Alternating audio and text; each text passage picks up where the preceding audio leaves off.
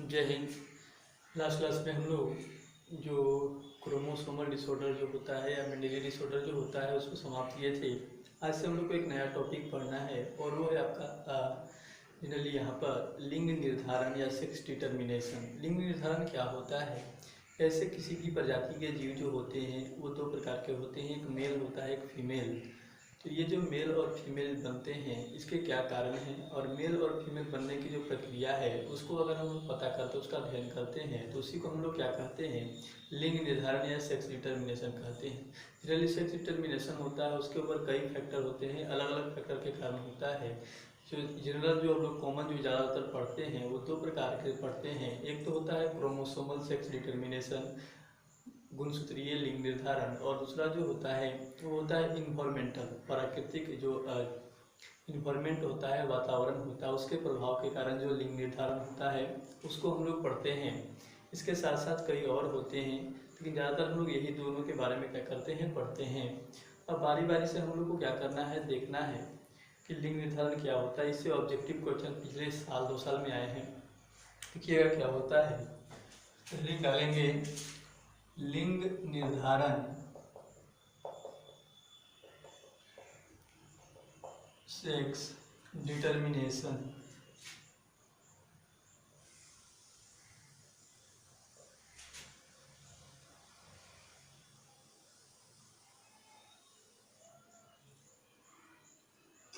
क्या होता है इसमें, देखिए कैसे होता है। तो सबसे पहले हम लोग जहाँ भी लिखेंगे लिंग निर्धारण में तो पहले फीमेल के बारे में लिखते हैं, उसके बाद मेल के बारे में। और इसमें से जो पहला आता है वो होता है क्रोमोसोमल या गुणसूत्रीय लिंग निर्धारण।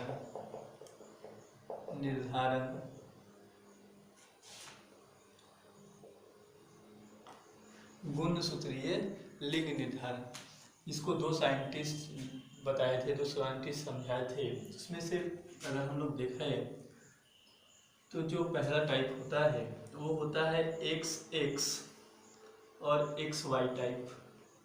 XX और XY टाइप, इसमें देखिए ये जो है वो समयुग्मजीय अवस्था में है, होमोजाइगस कंडीशन में है, जबकि ये जो है वो हेट्रोजाइगस कंडीशन में है, विषमयुग्मजीय अवस्था में है।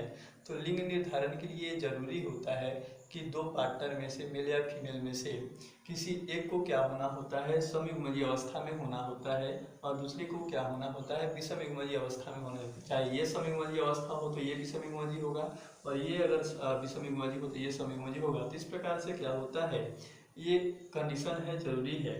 तो ये सबसे पहले हम लोग किसी भी लिंग निर्धारण में फीमेल लिखेंगे और इधर किसके बारे में लिखेंगे, मेल के बारे में। तो देख रहे हैं कि यहाँ पर क्रोमोसोम जो है वो XX और XY क्रोमोसोम है। इस क्रोमोसोम को हम लोग क्या बोलते हैं, लिंग क्रोमोसोम बोलते हैं। और ये लिंग क्रोमोसोम जो है, इस तरह से जो लिंग निर्धारण होता है वो किसमें होता है, मनुष्य में होता है। एग्जाम्पल, इसका जो एग्जाम्पल है लिंग निर्धारण का इस विधि का, वो कौन है, मनुष्य है। मनुष्य में इस तरह से XX और XY के द्वारा लिंग निर्धारण होता है। दूसरा जो होता है वो ड्रोसोफिला है। ड्रोसोफिला, ड्रोसोफिला में भी जो लिंग निर्धारण होता है वो XX और XY टाइप्स के क्रोमोसोम के द्वारा होता है। और एक या अन्य जो बड़े जीव होते हैं, अन्य बड़े जीव, उनके अंदर भी क्या होता है, इसी भी प्रकार से XX और XY के द्वारा लिंग निर्धारण होता है। दूसरा जो विधि होता है लिंग निर्धारण का वो होता है ZW और ZZ।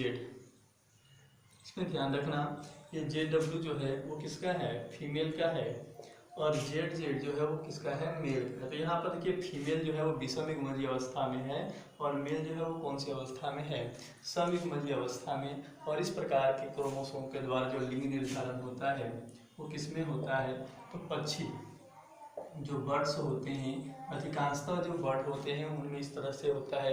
जो फीमेल होती हैं वो विषमयुग्मजीय अवस्था में होती हैं और मेल कैसा है, असमयुग्मजीय अवस्था में।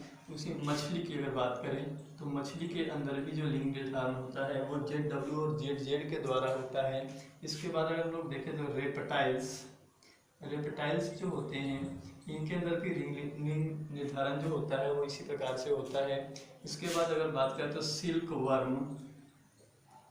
वर्म, ये जो सिल्क वर्म होते हैं इनके अंदर भी लिंग निर्धारण किसके द्वारा होता है, ZW और ZZ। तो यहाँ से अगर इस तरह से हम लिख रहे हैं इसके पीछे कारण क्या है, सीधे सीधे आपको इस तरह का ZW और ZZ दे देगा और पूछेगा कि इसकी विधि द्वारा लिंग निर्धारण कौन से जीव में होता है। तो वहाँ पर ये जो जीव के नाम लिख रहे हैं हम, इनमें से एक कहा दो कहाँ मिलेंगे आपको, ऑप्शन में मिलेंगे। तो ये ऑब्जेक्टिव क्वेश्चन सोल्व करने का तरीका है, इसको ऑब्जेक्टिव के लिए तैयार करना है। बाद में हम आपको सब्जेक्टिव कैसे करना है उसके बारे में भी क्या करेंगे, बताएंगे। एक और आता है इसमें तितली। नेक्स्ट जो तरीका होता है, नेक्स्ट मेथड जो होता है सी, वो होता है XX और X0 मेथड। XX जो है ये फीमेल है, ध्यान रखना है, और X0 जो है वो कौन है, मेल है। और यहाँ पर मेल जो है वो विषमयुग्मजीय अवस्था में है और फीमेल कौन सी अवस्था में है, समयुग्मजीय अवस्था में। और इस तरह का जो लिंग निर्धारण होता है वो ग्रास हॉपर में होता है। ग्रास हॉपर टीका को बोलते हैं, ग्रास हॉपर, या इसको बोलते हैं टिड्डी या टिड्डा। दूसरा जो होता है इसका एग्जाम्पल वो आपका है खटमल। खटमल जो होते हैं इनके अंदर भी जो लिंग का निर्धारण होता है वो कौन से विधि द्वारा होता है, XX और X0 विधि के द्वारा होता है। इसी प्रकार से नेक्स्ट जो आता है वो है कॉकरोच। कॉकरोच के अंदर भी जो लिंग निर्धारण होता है वो XX और X0 विधि के द्वारा होता है। और एक और इसमें आता है आपका एस्केरिस।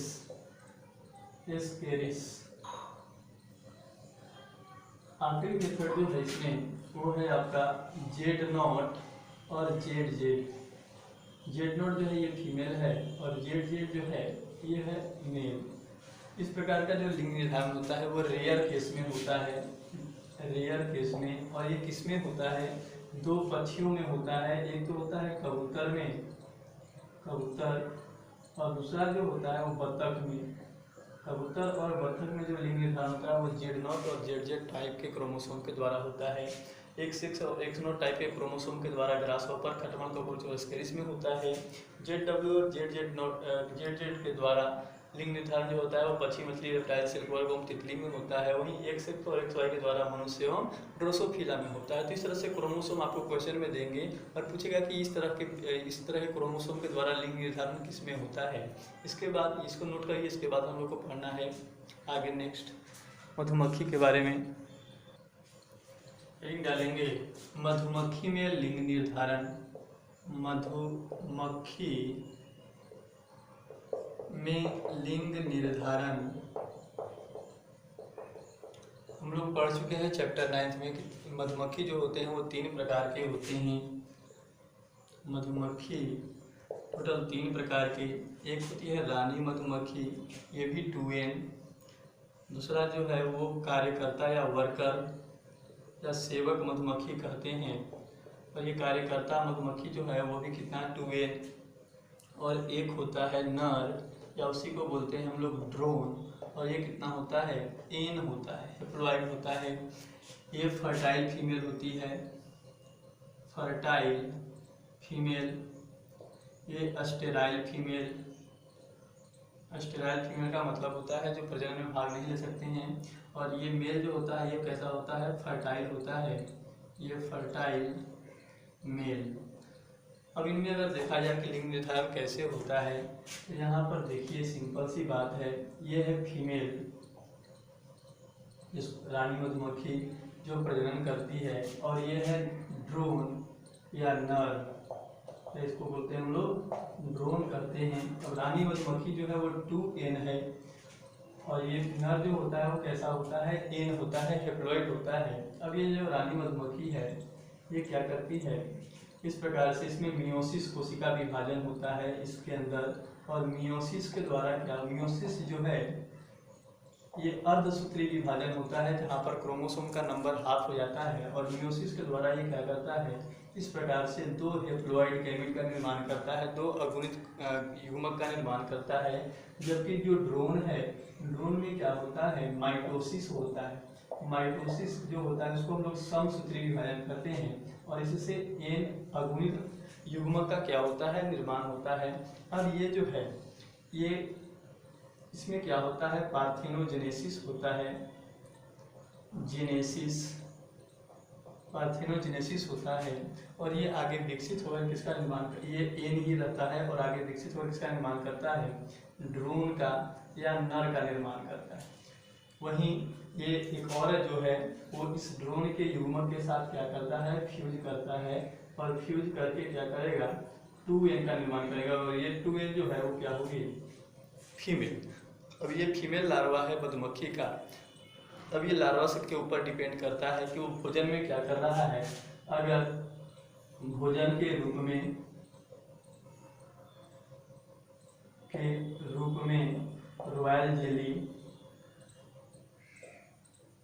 रॉयल जेली को खाता है, ये लार्वा जो है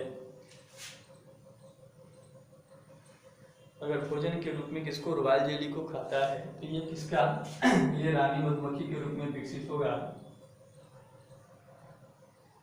तो ये रानी मधुमक्खी बनेगा। वहीं अगर ये लार्वा जो है वो भोजन के रूप में क्या, भोजन के रूप में बी ब्रेड को खाता है, भोजन के रूप में बी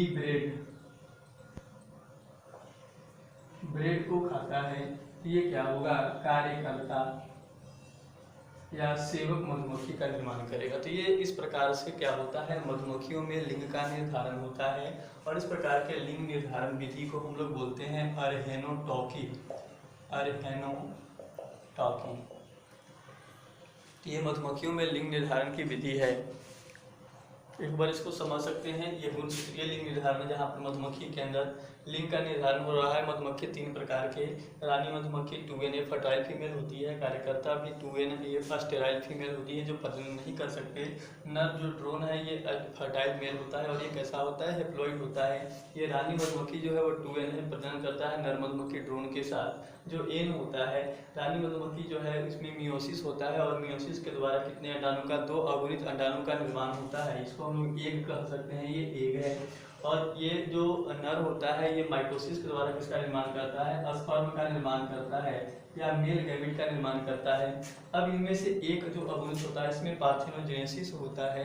पार्थेनोजेनेसिस का मतलब होता है बिना निषेचन के अगर किसी जीव का विकास हो रहा है तो उस क्रिया को हम लोग पार्थेनोजेनेसिस बोलेंगे। और इस अंडाणु में क्या हुआ, बिना निषेचन के क्या हुआ, इससे एक नए जीव का निर्माण, जिसको हम लोग ड्रोन या नर कहते हैं। दूसरा जो होता है, दूसरा जो एग है ये क्या करता है, नर के जो स्पर्म होता है या युग्मक होता है उसके साथ फ्यूज करता है और फ्यूज करके एक द्विगुणित कोशिका का द्विगुणित संरचना का निर्माण करता है। और ये द्विगुणित संरचना जो है वो आगे फीमेल लार्वा के रूप में विकसित होता है। अब ये फीमेल लार्वा जो है वो 2 कंडीशन पे डिपेंड करता है। अगर ये लार्वा जो है वो रॉयल जेली को खाता है, अगर ये रॉयल जेली को खाया हुआ है तो इससे क्या होगा, रानी मधुमक्खी का विकास होगा। और अगर ये फीमेल लार्वा जो है वो बी ब्रेड को अपने भोजन के रूप में ग्रहण किया है तो यह आगे जाकर के स्टेराइल फीमेल या कार्यकर्ता मधुमक्खी के रूप में क्या होगा, विकसित होगा। और इस प्रकार के जो लिंग निर्धारण जो मधुमक्खियों में हो रहा है उसको हम लोग क्या बोलते हैं, अरहेनोटॉकी बोलते हैं। जिसको भी क्या करिए, नोट करिए। इसके बाद आगे बढ़ते हैं नेक्स्ट। अब आता है environmental sex determination. Mental sex determination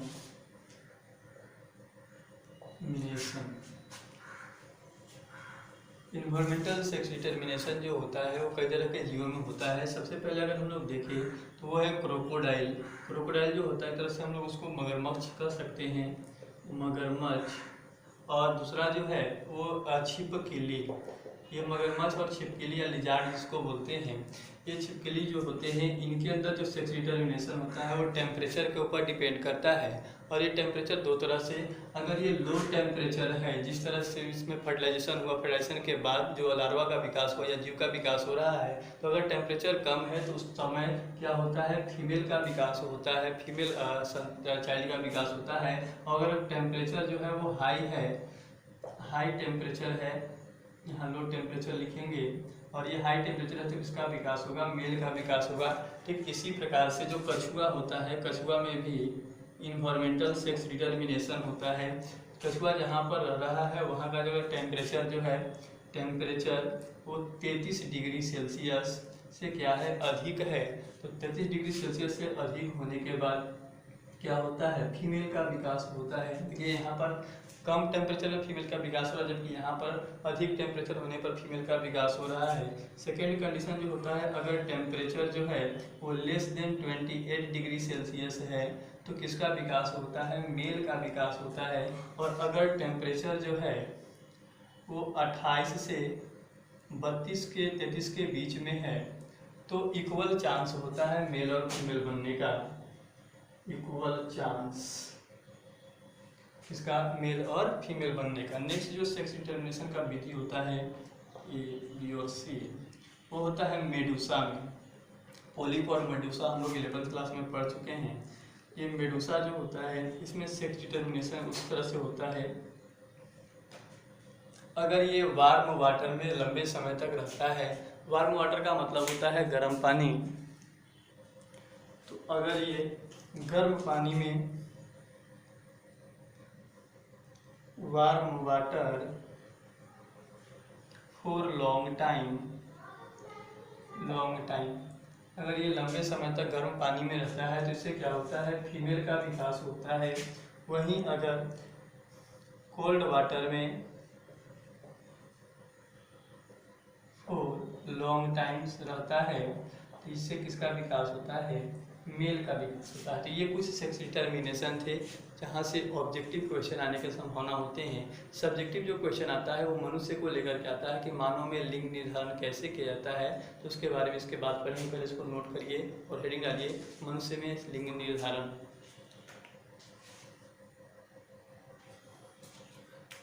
मनुष्य में लिंग निर्धारण। अब हम लोग जानते हैं कि मनुष्य जो होते हैं उनमें 23 पेयर अर्थात 46 क्रोमोसोम होते हैं। 46 क्रोमोसोम में से क्या कह सकते हैं कि 23 पेयर क्रोमोसोम में से 1 से लेकर के 22 तक का जो क्रोमोसोम होता है उसको हम लोग ऑटोसोम कहते हैं या अलिंग क्रोमोसोम कहते हैं।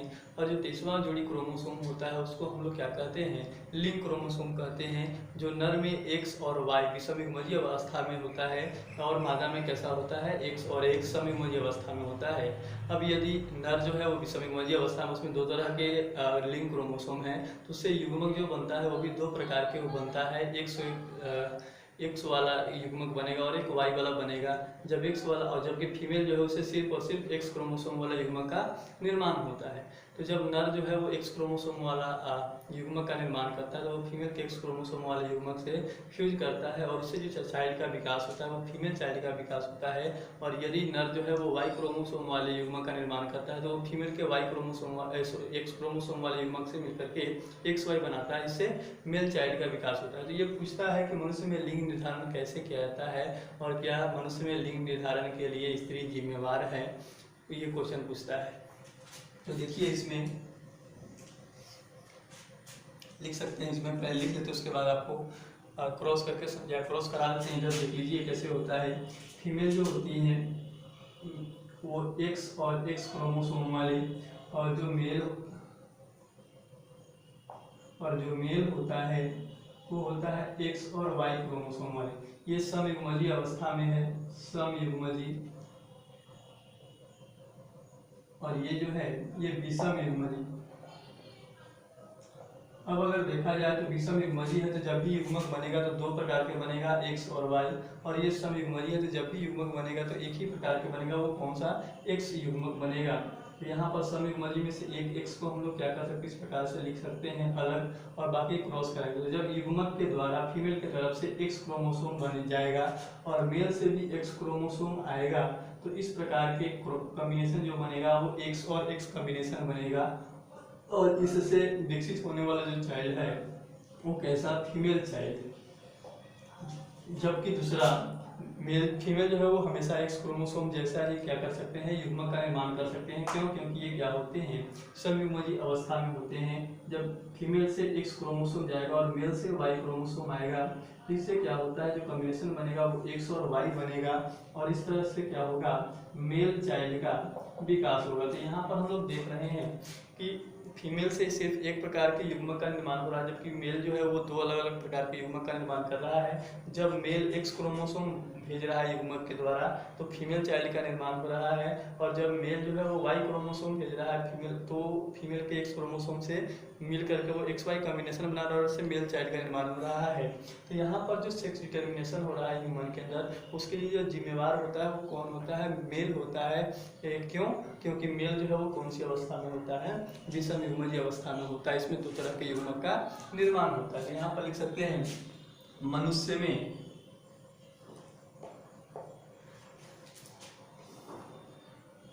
23 जोड़ा क्रोमोसोम मौजूद होते हैं। मनुष्य में 23 जोड़ा क्रोमोसोम मौजूद होते हैं, जिनमें से 22 जोड़ा को ऑटोसोम एवं 23वां जोड़ा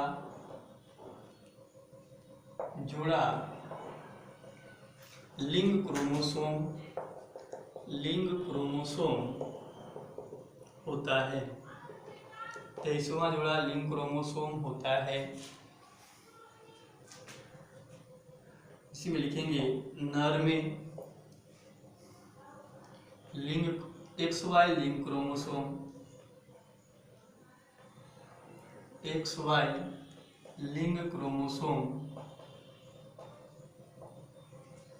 जबकि मादा में XX लिंग क्रोमोसोम मौजूद होता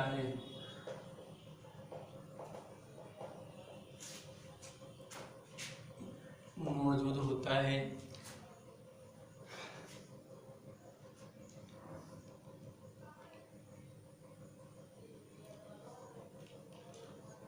जब नर युग्मक के द्वारा एक्स क्रोमोसोम आता है,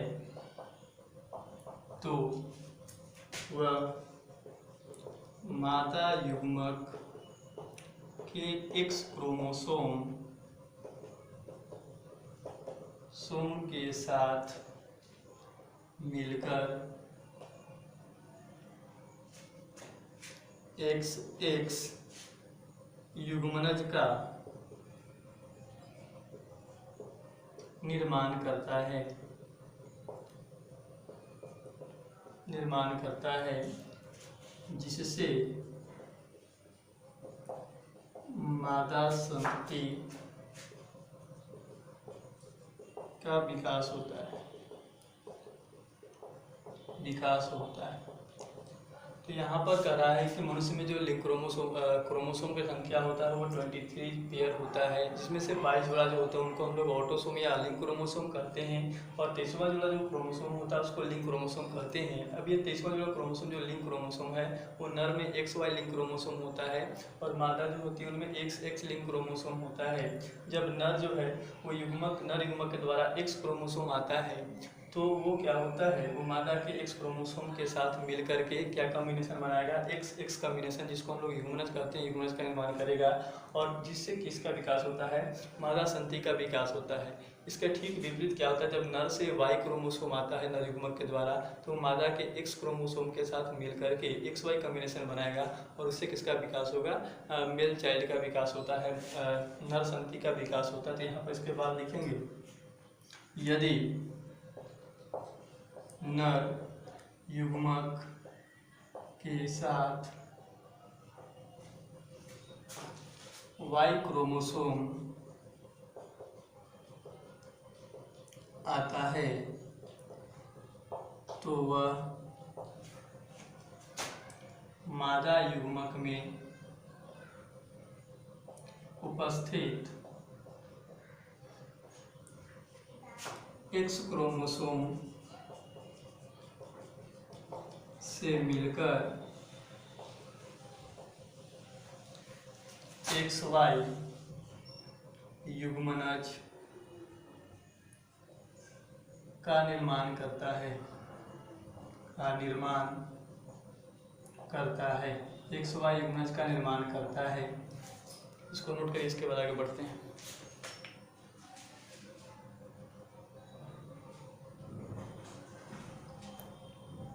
तो वहाँ पर देखिए कि XY युग्मनज का निर्माण करता है, उसी में आगे कंटिन्यू करेंगे, जिससे नर संतति का विकास होता है। नर संतति का विकास होता है। अब यहाँ पर एक क्वेश्चन आता है कि मनुष्य में लिंग निर्धारण के लिए कौन जिम्मेवार होता है? पुरुष जिम्मेवार होता है, नर जिम्मेवार होता है। और ऐसा इसलिए क्योंकि नर के अंदर जो युग्मक का निर्माण होता है, जो क्रोमोसोम होते हैं, वो कौन सी अवस्था में होते हैं? विषम युग्मजीय अवस्था में। इसमें लिखेंगे मनुष्य में लिंग निर्धारण के लिए, मनुष्य में लिंग निर्धारण के लिए पुरुष जिम्मेवार होते हैं, क्योंकि पुरुष में लिंग क्रोमोसोम विषम युग्मजीय अवस्था में मौजूद होता है, जिससे दो प्रकार के युग्मक का निर्माण होता है। ये था मनुष्य में लिंग निर्धारण की विधि। जब नर जो है वो एक्स क्रोमोसोम देगा तो मादा के एक्स से मिलकर के एक्स कॉम्बिनेशन बनाता है, और वो क्या करता है, उससे फीमेल चाइल्ड का विकास होता है। और जब नर से वाई क्रोमोसोम आएगा तो मादा के एक्स क्रोमोसोम से मिलकर के XY कॉम्बिनेशन बनाएगा और उससे नर का विकास होता है। तो ये नर एवं मादा जो मनुष्य के अंदर होते हैं, उसके लिए जो रिस्पॉन्सिबल होता है, वो जिम्मेवार होता है, वो कौन होता है? पुरुष होता है। और क्यों? क्योंकि पुरुष के अंदर जो लिंग क्रोमोसोम होते हैं वो विषम युग्मजीय अवस्था में होते हैं, और यहाँ पर दो प्रकार के युग्मक का निर्माण होता है। बात अलग है कि वो फीमेल को जिम्मेवार समझते हैं, लेकिन ऐसा हकीकत में ऐसा सही नहीं है। तो ये क्वेश्चन पूछता है कि मनुष्य में लिंग निर्धारण किसके द्वारा होता है और क्या इसके लिए स्त्री जिम्मेवार है। तो ये है। इसके बाद ये डायग्राम वहाँ पर क्या क्रॉस ये जो कराए हैं उसको वहाँ पर क्या कर लेना है, नोट कर लेना है। इसको अच्छा करने के लिए यहाँ पर दोनों एक्स से इस तरह से कॉम्बिनेशन बना सकते हैं।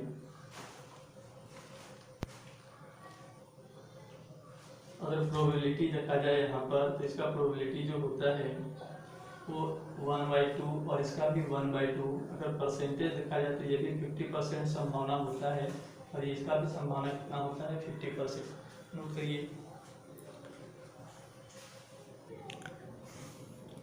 अब मनुष्य में सेक्स डिटरमाइन करने का कुछ और तकनीक होते हैं, तरीका होते हैं, उसको हम आपको समझा रहे हैं। NCERT में ये नहीं दिया हुआ है, इसको बता रहे हैं, जरूरी है। जनरली अगर हम लोग फीमेल में देखें तो फीमेल के अंदर, मानव फीमेल में 2 एक्स क्रोमोसोम होता है, एक्स और एक्स। तो जीवन को चलाने के लिए, जीवन को सही ढंग से जीने के लिए एक एक्स क्रोमोसोम आवश्यक होता है, और दूसरा एक्स क्रोमोसोम जो है वो फीमेल में एक एक्स्ट्रा होता है। तो ये एक एक्स्ट्रा एक्स क्रोमोसोम जो है वो क्या हो जाता है? इनेक्टिव हो जाता है, और इनेक्टिव होकर के इस प्रकार के संरचना का निर्माण करता है। कोशिका के अंदर वो दिखाई देता है, इस प्रकार के संरचना का निर्माण करता है। और ये जो संरचना जो एक एक्स क्रोमोसोम के इनेक्टिव होने से बना है, इस संरचना को हम लोग बोलते हैं बार बॉडीज।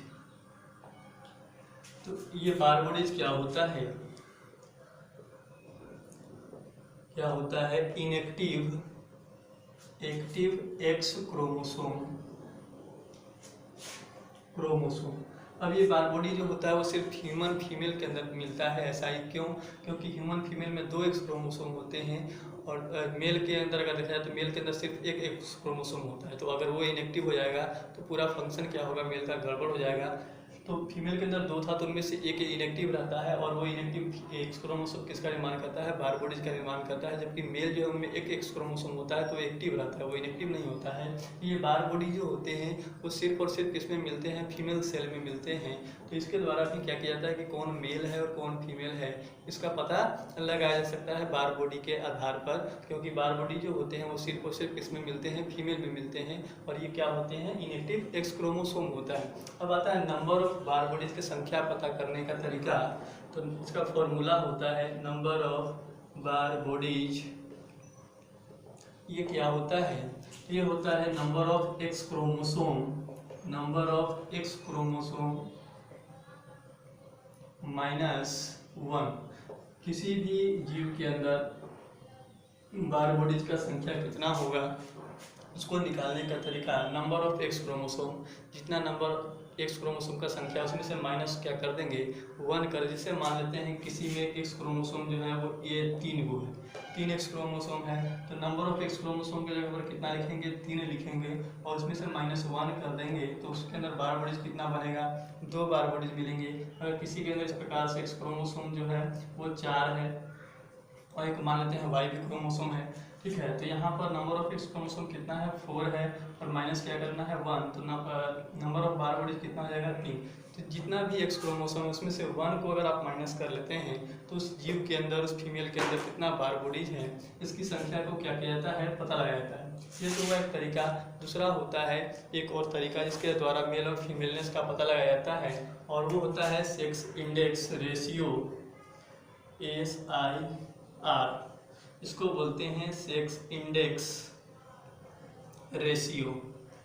ये क्या होता है, तो ये इसमें ऑटोसोम और एक्स क्रोमोसोम के रेशियो के अनुपात के आधार पर क्या किया जाता है, मेल और फीमेल का पता लगाया जाता है। जनरली हम लोग जानते हैं कि फीमेल में एक्स क्रोमोसोम का संख्या क्या होता है, अधिक होता है और मेल में एक्स क्रोमोसोम का संख्या क्या होता है, कम होता है। तो उनके रेशियो के आधार पर हम लोग क्या करते हैं, सेक्स इंडेक्स रेशियो निकालते हैं और उसके बाद मेल है कि फीमेल है उसका गणना करते हैं, काउंट करते हैं। तो सेक्स इंडेक्स रेशियो जो होता है इसको निकालने का तरीका होता है number of x chromosome divided by number of autosome, number of autosome. तो इसको नोट करिए, इसके बाद आगे इसको समझाते हैं। तो हम लोग यहाँ पर क्रोमोसोम की संख्या के आधार पर सेक्स इंडेक्स रेशियो निकालते हैं। सेक्स इंडेक्स रेशियो निकालने का तरीका जो है वो नंबर ऑफ एक्स क्रोमोसोम जो होता है, यहाँ पर एक्स छूट गया है, number of x chromosome upon number of autosome. अगर इसमें देखा जाए जिस तरह से क्रोमोसोम दिया हुआ है ए प्लस XX, यहाँ पर ऑटोसोम का संख्या 2 है और एक्स क्रोमोसोम का संख्या भी कितना है, 2 है। तो सबसे पहले हम लोग क्या लेते हैं, नंबर ऑफ एक्स क्रोमोसोम, तो ऊपर 2 लिखेंगे और नंबर ऑफ ऑटोसोम भी कितना है, 2 है, तो 2/2 करेंगे तो सेक्स इंडेक्स रेशियो जो आया वो कितना है, 1। और अगर किसी का सेक्स इंडेक्स रेशियो 1 है तो वो क्या है, फीमेल है। इसी प्रकार से दूसरा में देखा जाए तो यहाँ पर क्रोमोसोम जो है वो AA प्लस XY है। अब यहाँ पर नंबर ऑफ एक्स क्रोमोसोम ऊपर लिखते हैं तो नंबर ऑफ एक्स क्रोमोसोम कितना है, 1 है और नंबर ऑफ ऑटोसोम कितना है, 2 है। तो वो 1/2 होगा। तो जब डिवाइड करेंगे तो 0.5 आएगा और अगर 0.5 सेक्स इंडेक्स रेशियो है इसका मतलब वो क्या होगा, मेल है। अगर देखिए यहाँ पर थर्ड कंडीशन है AA और X नॉट है, तो इस तरह से अगर कंडीशन दिया हुआ है क्रोमोसोम का तो यहाँ पर भी एक्स क्रोमोसोम कितना है, 1 है और ऑटोसोम कितना है, 2 है। तो 1/2 करेंगे तो यहाँ पर जो सेक्स इंडेक्स रेशियो आएगा वो 0.5 आएगा। और ये जो मेल होते हैं वो अस्टेराइल मेल होते हैं। अस्टेराइल मेल का मतलब होता है जो प्रजनन नहीं कर सकते हैं, ठीक है। इसके बाद अगर देखा जाए फोर्थ कंडीशन, तो यहाँ पर AA और XXX दिया हुआ है। तो यहाँ पर एक्स क्रोमोसोम का संख्या जो 3 है और ऑटोसोम को कितना संख्या दिया हुआ है, 2। तो 3/2 करेंगे तो 1/5। और ये जो होते हैं वो सुपर फीमेल होते हैं। इनके अंदर फीमेलनेस का जो गुण होता है वो नॉर्मल फीमेल की तुलना में क्या होता है, ज़्यादा होता है। ये ज़्यादा एग्रेसिव प्रवृत्ति के क्या होते हैं। तो इस प्रकार से क्या होता है, सेक्स इंडेक्स रेशियो के आधार पर भी हम लोग क्या करते हैं, मेलनेस और फीमेलनेस का पता लगा सकते हैं। बार बॉडीज के संख्या के आधार पर भी हम लोग सेक्स को डिटरमाइन कर सकते हैं, जिसके अंदर बार बॉडीज है वो फीमेल है और जिसके अंदर बार बॉडीज नहीं है वो क्या है, मेल है। बार बॉडीज का संख्या निकालने का तरीका बताया कि इनएक्टिव एक्स क्रोमोसोम जो होता है वो बार बॉडी होता है, और नंबर ऑफ एक्स क्रोमोसोम -1 करेंगे तो बार बॉडी का क्या निकलता है, संख्या निकलता है। और फिर एक लास्ट हम लोग पढ़ें जो एक्स और XY मेथड है उसके आधार पर भी हम लोग सेक्स डिटरमाइन कर सकते हैं। तो आज इतना हम लोग सेक्स डिटर्मिनेशन करें, बाकी विशेष अगली क्लास में। तब तक के लिए धन्यवाद।